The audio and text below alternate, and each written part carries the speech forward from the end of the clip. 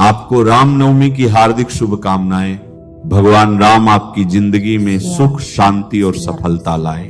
आप सबके मन में एक ही प्रश्न चल रहा है कि 2026 में आखिर कब मनाई जाए, 26 मार्च या 27 मार्च। ये जो भ्रम है ये कोई साधारण बात नहीं है, ये हमारे सनातन धर्म की गहराई को समझने का एक अवसर भी है। देखिए, हमारे और जैसे प्राचीन ग्रंथ हमें यह सिखाते हैं कि किसी भी पर्व का निर्णय केवल तारीख देखकर नहीं किया जाता, बल्कि तिथि, नक्षत्र और सबसे महत्वपूर्ण उदया तिथि के आधार पर किया जाता है। यही सनातन धर्म की विशेषता है, यही उसकी वैज्ञानिकता है। अब ध्यान से समझिए, इस वर्ष चैत्र मास की शुक्ल पक्ष की नवमी तिथि 26 मार्च को प्रारंभ हो रही है, लेकिन भगवान का जन्म मध्याह्न काल में हुआ था। इसलिए शास्त्र कहते हैं कि राम नवमी का व्रत और पूजा उसी दिन करनी चाहिए जिस दिन नवमी तिथि मध्याह्न काल में विद्यमान हो। यही वह गूढ़ रहस्य है जिसे समझे बिना लोग भ्रमित हो जाते हैं। जो लोग केवल तिथि के आरंभ को देख रहे हैं वे 26 मार्च कह रहे हैं, लेकिन जो शास्त्र की गहराई को समझते हैं वे मध्याह्न और उदया तिथि का विचार करते हैं। ये पर्व केवल एक तिथि नहीं है, ये उस दिव्य क्षण का स्मरण है जब स्वयं धर्म की स्थापना के लिए प्रभु ने अवतार लिया। इसलिए अगर हम उस दिव्य समय को समझकर पूजा करें तो उसका फल अनंत गुना बढ़ जाता है। और अब बात उस गुप्त मुहूर्त की, यह कोई साधारण समय नहीं है। यह वह क्षण होता है जब ब्रह्मांड की ऊर्जा आपके संकल्प और प्रभु की कृपा एक सीध में आ जाती है। उस समय की गई प्रार्थना सीधे तक पहुंचती है। लेकिन याद रखिए, प्रभु केवल समय नहीं देखते, वे भाव देखते हैं। यदि आपका मन सच्चा है, आपकी भक्ति निर्मल है, तो थोड़ा इधर उधर का समय भी आपकी साधना को व्यर्थ नहीं करता। परंतु यदि शास्त्र अनुसार सही समय पर सही विधि से सच्चे भाव से पूजा की जाए तो उसका प्रभाव कई गुना बढ़ जाता है। इसलिए भ्रम में मत पड़िए, डर में मत रहिए, ज्ञान को अपनाइए। सनातन धर्म हमें डराता नहीं, वो हमें समझाता है, मार्ग दिखाता है। जब आप भगवान राम का नाम लेते हैं, राम कहते हैं, तो केवल एक नाम नहीं लेते, आप अपने भीतर के अंधकार को दूर करते हैं, अपने जीवन में मर्यादा, सत्य और धर्म को स्थापित करते हैं। इस बार रामनवमी को केवल एक पर्व की तरह मत मनाइए, इसे अपने जीवन में राम को उतारने का अवसर बनाइए। सही समय का ज्ञान रखिए, लेकिन उससे भी अधिक अपने हृदय को शुद्ध रखिए, क्योंकि जहां सच्ची भक्ति होती है वहीं स्वयं भगवान राम प्रकट हो जाते हैं। चैत्र मास की शुक्ल पक्ष की नवमी तिथि, यही वह पवित्र दिन है जब मर्यादा पुरुषोत्तम भगवान श्री राम ने माता कौशल्या के गर्भ से इस धरती पर अवतार लिया था। यह दिन केवल एक उत्सव मात्र नहीं है, बल्कि यह एक बहुत बड़ी ब्रह्मांडीय घटना है। जब सूर्य मेष राशि में अपनी उच्च अवस्था की ओर बढ़ता है और अन्य ग्रह अपनी शुभ स्थिति में होते हैं, तब रामनवमी का पावन पर्व आता है। साल 2026 में ग्रहों की यह चाल और पंचांग की गणित कुछ इस तरह उलझी हुई है कि नवमी तिथि 2 दिनों में बंट गई है। पंचांग के अनुसार जब भी कोई तिथि 2 दिनों तक चलती है तो सबसे बड़ा सवाल उदया तिथि का आता है। क्या हमें उस दिन व्रत करना चाहिए जिस दिन सुबह सूर्योदय के समय नवमी हो, या उस दिन जब दोपहर के समय नवमी हो? शास्त्र कहते हैं कि भगवान राम का जन्म मध्याह्न काल यानी दोपहर के ठीक मध्य में हुआ था। उस समय आकाश में अभिजीत मुहूर्त था, इसलिए राम नवमी के लिए उस दिन को सबसे उत्तम माना जाता है जिस दिन दोपहर के समय नवमी तिथि व्याप्त हो। यही वह पहला सुराग है जो हमें सही दिन तक ले जाएगा। लेकिन कहानी इतनी सीधी नहीं है। इस बार पंचांग की गणना कुछ ऐसे रहस्यमय संकेत दे रही है जिसे समझना हर किसी के बस की बात नहीं है। आइए इस रहस्य की गहराई में जाने से पहले त्रेता युग के उस दिव्य क्षण को याद करते हैं। अयोध्या के राजा दशरथ के महल में गहरी उदासी छाई थी। कोई संतान ना होने के कारण राजा दशरथ और उनकी तीनों रानियां अत्यंत दुखी थे। तब गुरु वशिष्ठ की सलाह पर श्रृंगी ऋषि ने पुत्र कामेष्टि यज्ञ किया। उस यज्ञ की प्रचंड अग्नि से स्वयं अग्निदेव प्रकट हुए और उन्होंने दिव्य खीर का एक पात्र राजा दशरथ को दिया। राजा ने वह खीर अपनी तीनों रानियों में बांट दी और फिर समय अपनी गति से चलता रहा। चैत्र मास आया, प्रकृति एक अलग ही आनंद में झूम उठी। ठंडी और सुगंधित हवाएं चलने लगी। ना ज्यादा गर्मी थी और ना ज्यादा सर्दी। शास्त्रों में वर्णन है कि जिस दिन प्रभु श्री राम का जन्म होने वाला था, उस दिन सूर्य देवता अपने रथ को रोककर आकाश में खड़े हो गए थे। वह उस दिव्य दर्शन के लिए लालायत थे। ठीक दोपहर के 12 बजे जब सूर्य आसमान के ठीक बीचों बीच चमक रहा था, तब माता कौशल्या के कक्ष में एक अलौकिक प्रकाश फैल गया। शंख और नगाड़े बजने लगे। देवता आकाश से पुष्पों की वर्षा करने लगे। भगवान विष्णु ने अपने चतुर्भुज रूप में माता कौशल्या को दर्शन दिए और फिर एक साधारण शिशु के रूप में रोने की लीला की। यह कोई साधारण जन्म नहीं था, यह उस परम ब्रह्म का अवतरण था जो ब्रह्मांड के कण कण में वास करता है। जिस क्षण भगवान का जन्म हुआ, वह क्षण आज भी रामनवमी के दिन पूरे ब्रह्मांड में ऊर्जा का एक विशेष चक्र पैदा करता है। इसीलिए शास्त्रों में मध्याह्न काल के मुहूर्त को इतना अधिक महत्व दिया गया है। जो लोग इस रहस्य को नहीं समझते, वो केवल कैलेंडर देखकर किसी भी दिन पूजा कर लेते हैं, लेकिन जो आध्यात्मिक रहस्य को जानते हैं, वह उस सटीक क्षण का इंतजार करते हैं। अब हम साल 2026 की उस गणितीय उलझन की तरफ बढ़ते हैं, जिसने बड़े बड़े विद्वानों को भी विचार करने पर मजबूर कर दिया है। चैत्र शुक्ल नवमी तिथि का आरंभ 26 मार्च 2026 को हो रहा है। लेकिन क्या 26 मार्च को सुबह सूर्योदय के समय नवमी है? नहीं। पंचांग की सटीक गणना के अनुसार नवमी तिथि 26 मार्च को सुबह के बाद शुरू हो रही है और यह 27 मार्च तक चलेगी। यहीं पर सारा भ्रम खड़ा होता है। कुछ लोग कह रहे हैं कि 26 मार्च को नवमी शुरू हो जाएगी, इसीलिए उसी दिन व्रत रखना चाहिए। वहीं कुछ लोग उदया तिथि के सिद्धांत को मानते हुए 27 मार्च पर जोर दे रहे हैं। अगर हम 26 मार्च की बात करें तो उस दिन अष्टमी और नवमी का अद्भुत मिलन हो रहा है। कई प्राचीन शास्त्रों में ऐसा कहा गया है कि अष्टमी से विद्या नवमी बहुत ही पुण्यदायी और शक्तिशाली होती है। लेकिन क्या भगवान राम का जन्म अष्टमी को हुआ था? बिल्कुल नहीं। उनका जन्म तो नवमी को हुआ था। जब नवमी तिथि अपने पूर्ण रूप में दोपहर के समय विद्यमान हो, वही समय सबसे शक्तिशाली होता है। अब बहुत ध्यान से सुनिए, क्योंकि यही वह जगह है जहां आप उस भयंकर गलती से बच सकते हैं और आप पर एक जन्म का आप नहीं का, जिसका जिक्र मैंने शुरुआत में किया था। शास्त्रों का एक अत्यंत स्पष्ट नियम है जिसे मध्याह्न व्यापिनी नवमी कहा जाता है। इसका अर्थ यह है कि जिस दिन दोपहर के 12 बजे के आसपास नवमी तिथि हो, वही असली और वास्तविक रामनवमी है। 26 मार्च 2026 को दोपहर के समय नवमी तिथि अपनी पूरी शक्ति के साथ आकाश में मौजूद रहेगी। भले ही सुबह नवमी ना हो, लेकिन जब भगवान का जन्म समय आएगा, तब नवमी तिथि आकाश मंडल में पूरी तरह से स्थापित हो चुकी होगी।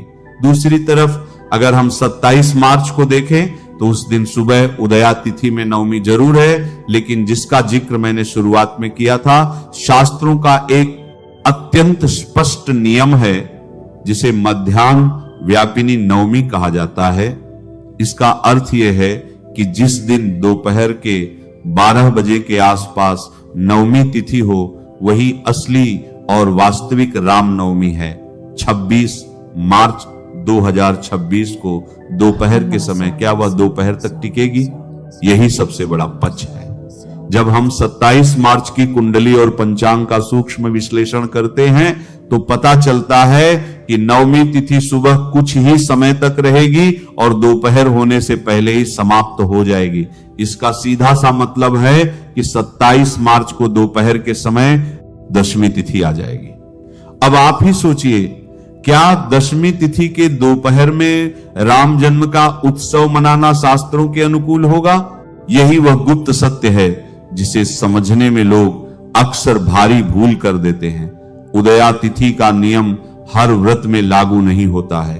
रामनवमी एक ऐसा विशिष्ट व्रत है जिसमें कर्मकाल यानी जिस समय भगवान का जन्म हुआ था उस समय की तिथि को ही सर्वोपरि माना जाता है।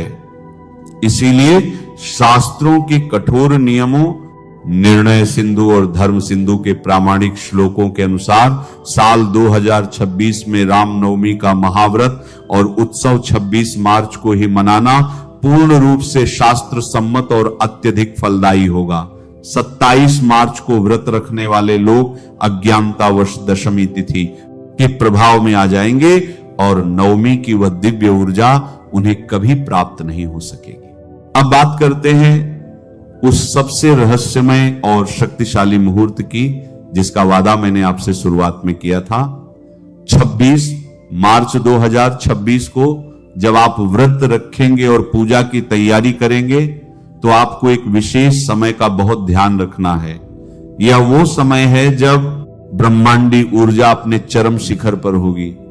यह वह 45 मिनट का अमूल्य समय है जब आकाश से साक्षात कृपा बरसती है। यह समय है अभिजित मुहूर्त का मध्य भाग 26 मार्च को सुबह 11:20 से लेकर दोपहर 1:10 तक पूजा का अति शुभ समय रहेगा। लेकिन इसके बीच में ठीक दोपहर 12 बजे के आसपास का जो समय है वो सबसे ज्यादा जागृत समय है।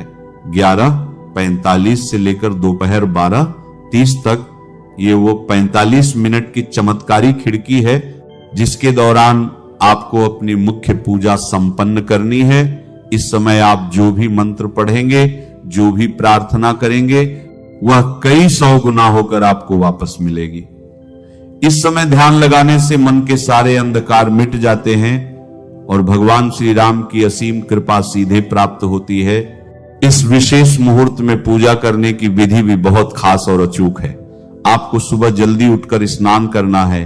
स्वच्छ और हो सके तो पीले वस्त्र धारण करने हैं। अपने घर के मंदिर को अच्छी तरह से साफ करें। एक लकड़ी की चौकी लें, उस पर लाल या पीला कपड़ा बिछाएं। उस पर भगवान श्री राम, माता सीता, लक्ष्मण जी और हनुमान जी की मूर्ति या तस्वीर स्थापित करें। सबसे पहले विघ्नहर्ता भगवान गणेश का आह्वान करें। उसके बाद कलश स्थापना करें। भगवान को पीले फूल, पीले वस्त्र और पीला चंदन प्रेम पूर्वक अर्पित करें। उन्हें तुलसी दल जरूर चढ़ाएं क्योंकि तुलसी के बिना भगवान कोई भी भोग स्वीकार नहीं करते। इसके बाद उन्हें पंचामृत से स्नान कराएं, धूप और दीप जलाएं, राम रक्षा स्तोत्र का पाठ करें। अगर राम रक्षा स्तोत्र पढ़ना संभव ना हो तो रामचरितमानस की चौपाइयों का मधुर स्वर में गान करें। भय प्रगट कृपाला, दीन दयाला, कौशल्या हितकारी, इस अद्भुत छंद का पाठ करना इस दिन सबसे ज्यादा फलदायी माना जाता है। और जब घड़ी की सुइयां दोपहर के ठीक 12 बजाएं तब अपने हाथ में फूल और अक्षत लेकर भगवान का ध्यान करें और उन्हें पूर्ण श्रद्धा पूर्वक अर्पित कर दें। इसके बाद आरती करें और परिवार के सभी सदस्यों को प्रसाद बांटें। रामनवमी केवल एक दिन का साधारण उपवास नहीं है, यह अपने भीतर सोए हुए राम को जगाने का दिन है। राम का अर्थ ही है वह दिव्य प्रकाश जो हमारे मन के अज्ञान रूपी अंधकार को दूर करे। आज के इस कलयुग में जहां चारों तरफ नकारात्मकता, क्रोध और तनाव फैला हुआ है, वहां राम नाम ही एकमात्र ऐसा मजबूत सहारा है जो हमें भव सागर से पार लगा सकता है। भगवान शिव स्वयं राम नाम का निरंतर जाप करते हैं। काशी में जब कोई प्राणी अपने प्राण त्यागता है तो भगवान शिव स्वयं उसके कान में तारक मंत्र के रूप में राम नाम ही कहते हैं, जिससे उस जीव को मोक्ष की प्राप्ति होती है। हनुमान जी जो चिरंजीवी हैं, वह आज भी अदृश्य रूप में वहीं उपस्थित होते हैं जहां राम कथा हो रही होती है या राम नाम का संकीर्तन हो रहा होता है। इसलिए 26 मार्च के दिन अपने चंचल मन को पूरी तरह से राम के चरणों में समर्पित कर दें। दुनियादारी की सारी चिंताओं को कुछ समय के लिए भूल जाए। ये दिन बार बार नहीं आता। ग्रहों का जो दुर्लभ संयोजन इस बार 26 मार्च को बन रहा है, वह आपकी आध्यात्मिक और भौतिक दोनों तरह की प्रगतियों के लिए एक स्वर्णिम अवसर है। याद रखें, व्रत का अर्थ केवल भूखा रहना या अन्न छोड़ना नहीं है। व्रत का अर्थ एक दृढ़ संकल्प लेना, अपने भीतर के दुर्गुणों को हमेशा के लिए छोड़ने का संकल्प। भगवान राम ने अपने जीवन में जो उच्च आदर्श स्थापित किए, उन्हें अपने जीवन में उतारने का संकल्प। राम ने एक आदर्श पुत्र, एक आदर्श भाई, एक आदर्श मित्र और एक आदर्श राजा की भूमिका निभाई। अगर हम उनके गुणों का एक छोटा सा अंश भी अपने भीतर ले आए तो हमारा जीवन पूरी तरह से सार्थक हो जाएगा। बहुत से लोग व्रत के दौरान बेवजह क्रोध करते हैं, झूठ बोलते हैं या दूसरों की निंदा करते हैं। ऐसा करने से व्रत का सारा महान पुण्य उसी क्षण नष्ट हो जाता है। इसलिए 26 मार्च को अपने मन, वचन और कर्म से पूरी तरह पवित्र रहें, किसी का दिल ना दुखाएं। हो सके तो उस दिन किसी गरीब या जरूरतमंद की मदद जरूर करें। भगवान राम अगर शबरी के झूठे बेर प्रेम से खा सकते हैं तो वह आपके सच्चे भाव से चढ़ाए गए एक छोटे से फूल से भी प्रसन्न हो जाएंगे। उन्हें आपकी किसी महंगी वस्तु की कोई आवश्यकता नहीं है, उन्हें केवल और केवल आपके सच्चे प्रेम की आवश्यकता है। क्या आपने कभी गहराई से सोचा है कि भगवान राम का जन्म सूर्य वंश में ही क्यों हुआ? सूर्य प्रकाश का प्रतीक है, सूर्य अनंत ऊर्जा का प्रतीक है और सूर्य बिना किसी भेदभाव के पूरी सृष्टि को अपना प्रकाश देता है। भगवान राम भी सूर्य की तरह ही हैं। उनके राज्य में, जिसे हम राम राज्य कहते हैं, कोई दुखी नहीं था, कोई दरिद्र नहीं था, प्रकृति अपने पूर्ण यौवन पर थी। रामनवमी का यह पावन पर्व हमें उसी राम राज्य की याद दिलाता है। जब हम 26 मार्च 2026 को दोपहर 12 बजे भगवान की आरती उतार रहे होंगे तो हमें यह प्रार्थना भी करनी चाहिए कि हे प्रभु, हमारे मन के भीतर भी एक ऐसे ही राम राज्य की स्थापना हो, हमारे विचारों में सत्य हो, हमारे कर्मों में धर्म हो। चैत्र नवरात्रि का यह 9वां दिन माता सिद्धिदात्री का भी दिन है। माता सिद्धिदात्री सभी प्रकार की सिद्धियों और शक्तियों को प्रदान करने वाली महान देवी हैं।